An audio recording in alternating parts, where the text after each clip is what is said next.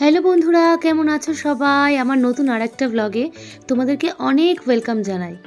তো তোমরা দেখে বুঝতেই পারছো আমরা আজকে কোথায় চলে এসেছি। ব্লগটা দেখতে থাকো, আশা করছি তোমাদের ভীষণ ভালো লাগবে। দারুণ দারুণ জায়গা তোমরা দেখতে পারবে।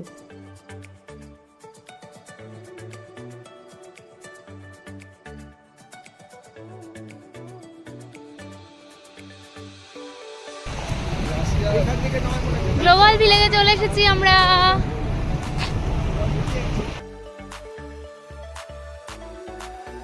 তো শুনতেই পেলে আমরা চলে এসেছি দুবাই গ্লোবাল ভিলেজে।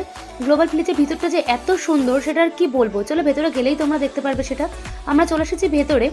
আর একটা কথা তোমাদের বলে রাখি, সেটা হচ্ছে এটা এত বড় জায়গা আর এত কিছু দেখার ছিল যে সব কিছুই তোমাদেরকে খুঁটিয়ে খুঁটিয়ে দেখাতে যায় তো মানে ব্লগটা বিশাল বড় হয়ে যাবে আর তোমরা বোর হয়ে যাবে। তো সেই কারণে আমার যেটুকু মনে হয়েছে তোমাদের সঙ্গে সেটা শেয়ার করেছি। আশা করছি তোমাদের ভীষণ ভালো লাগবে, তোমরা পুরো ব্লগটা আজকে দেখো।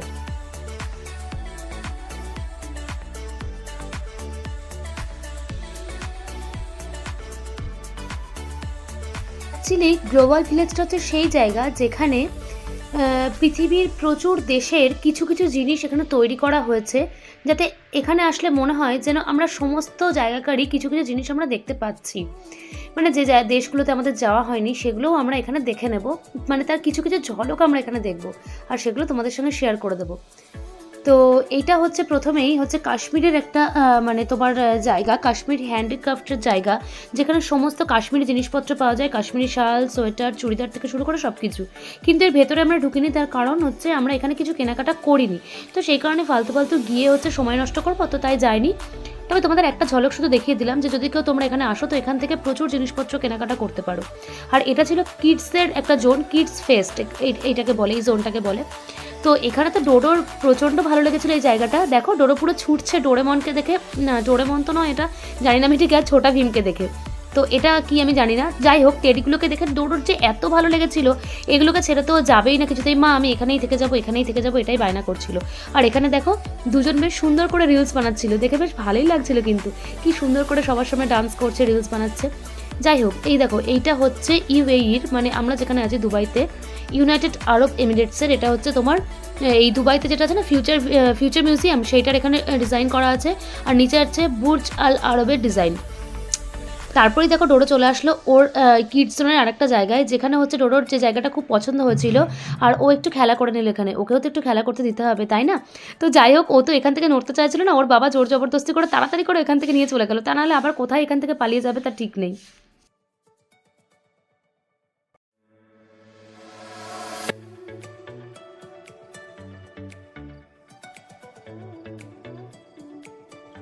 তো আমরা আবার হাঁটতে থাকছি সামনের দিকে কি আছে দেখার জন্য। তো যেতে যেতেই দেখলাম কি সুন্দর বসার জায়গা। আমরা তো ভাবলাম এখানেই বসে যাব, কিন্তু তারপরে বুঝতে পারলাম না এটা সবার জন্য নয়, এটা একটা রেস্টুরেন্টের বসার জায়গা, যেটা মাটিতে বসেই খেতে হয়। তো যেহেতু আমরা রেস্টুরেন্টে খাওয়া দাওয়া করবো না, তাই সেখানে আমরা বসিনি। আর এখানে সবাই ক্লান্ত হয়ে বসে পড়েছিল এই জায়গাটাতে, একটু রেস্ট নিচ্ছিল। আর এখানে দেখো কি সুন্দর ফোয়ারা হচ্ছিল, মিউজিকের সঙ্গে কি সুন্দর ফোয়ারাগুলো চলছিল, আমার ভীষণ ভালো লাগছিল। ডোডো তো পুরো অবাক হয়ে দেখছিল এগুলো, আর বারবার বলছিল মা আমি একটু জলে ঝাঁপ দেবো, আমি একটু নামবো, শুধু আমাদেরকে ভয় দেখাচ্ছিল। যাই হোক, ডোডোর দুষ্টুমি তোমরা তো জানোই। আর এই দেখো আবার ওর দুষ্টুমি চালু। আমি বারবার বলছিলাম যে একটু রেস্ট নে, সবাই বসে আছে, কিন্তু ওর তো হবেই না। ও এত সুন্দর সুন্দর জিনিস দেখে ও খেলা ছেড়ে থাকতেই পারছিল না। আর আমিও ভাবলাম চলো ঠিক আছে, বাচ্চা মানুষ সারাদিন ঘুরে বেড়াচ্ছে, তো ওরও তো একটু এন্টারটেনমেন্টের প্রয়োজন, ওরও তো একটু খেলার প্রয়োজন, তো খেলে নি কিন্তু। আর এখানেই দেখো স্টেজে হচ্ছিল কার্টুন শোগুলো, তো খুব সুন্দর লাগছিল, ডোডোরও খুব ভালো লাগছিল। আর এখানে দেখো কত বড়রাও এখানে বসে রয়েছে, আর স্টেজটাও দেখো পুরো দেখার মতন। আমি তো দেখে পুরো অবাক হয়ে যাচ্ছিলাম, এত বড় স্টেজ আর এত সুন্দর, কি বলবো, বাপরে বাপ। আর এই সময় না এত হাওয়া দিচ্ছিল, সবাই তো স্টেজ শো দেখছিল। যাই হোক, আর আমার যে এত শীত লাগছিল কি বলবো, বুঝতেই পারিনি যে এতটা ঠান্ডা লাগবে। আর এখানে ছিল বিলিভ ইট অর নট, এর ভেতরে আমরা যাইনি, কি হচ্ছিল সেটাও জানি না, তবে বাইরে থেকে দেখে মনে হলো কিছু শোটও হয়তো হচ্ছে। আর এদিকে দেখো প্রচুর লোকের ভিড়, আর যত সন্ধে লাগছিল না আস্তে আস্তে জায়গাটার সৌন্দর্য তত যেন বাড়ছিল। এখানে দেখো একটা একটা করে সমস্ত দেশের রয়েছে, যেমন আমেরিকার কিছু জিনিস রয়েছে, এখানে ইউরোপের একটা জিনিস তৈরি করা রয়েছে, তারপরে রয়েছে দেখো এদিকে রাশিয়া, এই দেখো রাশিয়া, দেখতেই পেলে তোমরা রাশিয়ার দেখো কি সুন্দর বিল্ডিং তৈরি করা রয়েছে। আর রাশিয়ার পাশে কি আছে জানো তো? আফ্রিকা। ওই যে আফ্রিকা, তোমরা নিশ্চয়ই বুঝতে পারছো। তো প্রত্যেকটা বিল্ডিং তোমাদের আমি আগেই বলেছিলাম যে প্রত্যেকটা দেশেরই কিছু কিছু জিনিস এখানে তৈরি করা রয়েছে, তো সেইগুলোই রয়েছে। আর এখানে সবাই একটুখানি দাঁড়িয়ে গল্পগুজব করে নিচ্ছিল, কারণ কি বলবো, মানে সন্ধ্যে লেগে আসছিলো, তার সারাদিন ঘুরে সবাই খুব ক্লান্ত হয়ে গেছিলো। আর এখানে দেখো কি সুন্দর না, এখানে রয়েছে বোট রেস্টুরেন্ট। এই বোট রেস্টুরেন্টগুলো দেখে যে এত ভালো লাগছিলো, প্রথমে তো আমি বুঝতেই পারিনি, তারপরে অনুপমদা বললো যে এগুলো জানো তো বোট রেস্টুরেন্ট, তখন আমি ভালো করে দেখলাম।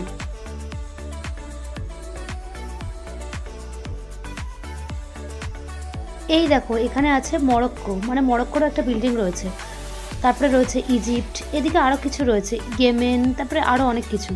আর এই দেখো সন্ধে যত বাড়ছিল তত যেন এর মানে এই জায়গাটার সৌন্দর্যটাও বাড়ছিল, এত সুন্দর লাগছিল। আর মানে দেখে না চোখ তো জুড়িয়ে যাচ্ছিলই। আর এত সুন্দর, মানে সন্ধ্যের বেলার ভিউটা যে এখানকার এত সুন্দর, সেটা যদি না দেখতাম তাহলে হয়তো বুঝতেই পারতাম না। আর তোমাদের তো আগেই বললাম বোট রেস্টুরেন্ট, এখন আমি ভালো করে তোমাদেরকে দেখিয়ে দিলাম, তোমরা দেখে নাও কি সুন্দর লাগছিল রেস্টুরেন্টগুলো দেখতে গো, কী বলবো। তো যাই হোক, এখানে সবাই মিলে একটুখানি বসলাম, তারপর একটু ফটো টটো তোলা হলো, তার কারণ এই সৌন্দর্য, মানে এই সৌন্দর্যটা তো একেবারেই মানে মিস করার ছিল না আমার পক্ষে অন্তত। তো সেই কারণে খুব ভালোভাবে এই সৌন্দর্যটাকে আমরা উপভোগ করে নিলাম। তো ওখানে কিছুক্ষণ বসার পরে, একটু রেস্ট নেওয়ার পরে, হচ্ছে চারিদিকটা ঘুরে দেখার পরে আবার এগিয়ে চলাম। এখানে দেখো ইরানের একটা বিশাল বড় প্রাসাদের মতো তৈরি করা আছে, যেটাকে খুবই সুন্দর লাগছিল।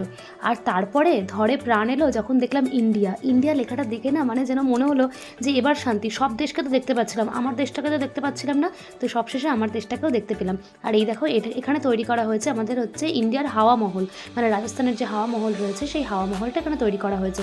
আর এত সুন্দর লাগছিল কি বলবো, কারণ আমি হাওয়া মহল আগে দেখিনি, তো এখানে দেখে না মানে চোখ তো পুরো জুড়িয়ে যাচ্ছিলো। আর বিশেষ করে আমার ইন্ডিয়া বলে কথা, তো এর তো একটা সৌন্দর্য আলাদাই হবে, কি তাই না বলো? তারপরে তো আমাদের প্রচণ্ড চা তেষ্টা পেয়েছিল, তো যাই হোক সকাল থেকে একটুও চা খাই না, এখানে না চায়ের প্রচণ্ড অভাব। তো এখানে খুঁজে খুঁজে আমার বর বের করেছিল তন্দুরি চা।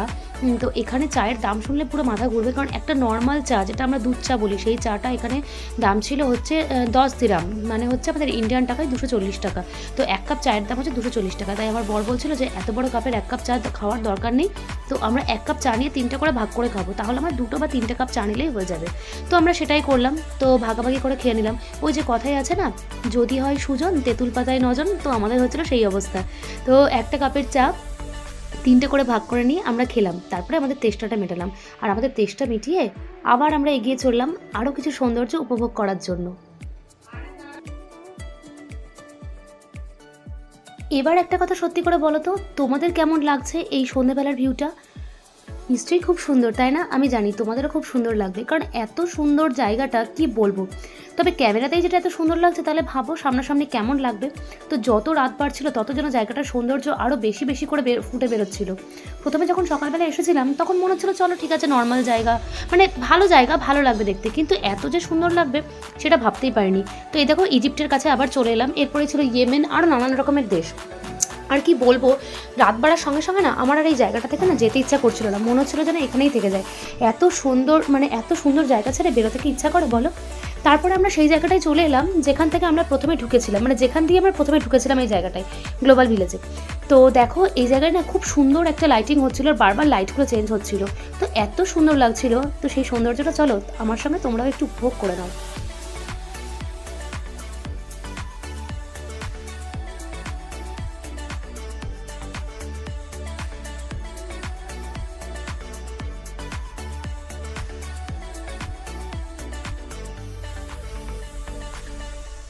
এবার সত্যি করে বলো তো তোমাদের কেমন লাগছে এই কালার চেঞ্জটা দেখে? দারুণ তাই না? আমি জানি তোমাদের দারুণই লাগবে, মানে এত সুন্দর লাগছিল কি বলবো। এক এক সময় এক এক রকমের কালার, কত রকমের কালার আমি কিন্তু গুনিনি, তোমরা গুনেছো কি? যদি গুনে থাকো আমাকে অবশ্যই কমেন্ট করে জানিও। আর এত সুন্দর কালার দেখে আমি তো আর তর সহ্য করতে পারিনি। আর এই দেখো, তার আগে বলে নিই, এটা হচ্ছে এক্সিট, এখান দিয়েই আমরা বেরোবো। আর আমি বরকে বললাম যে এত সুন্দর সুন্দর লাইটিং হচ্ছে, আমাকে একটু ভিডিও করে দাও আর কিছু ফটো তুলে দাও। তো যাই হোক আমার কথা শুনে ও আমাকে বেশ অনেকগুলো ফটো তুলে দিয়েছিল আর ভিডিও করে দিয়েছিল। যে শর্টসগুলো আমি করেছি সেগুলো পরে পরে আসবে। যাই হোক, আমরা এক্সিট দিয়ে আবার এক্সিট করে নিলাম।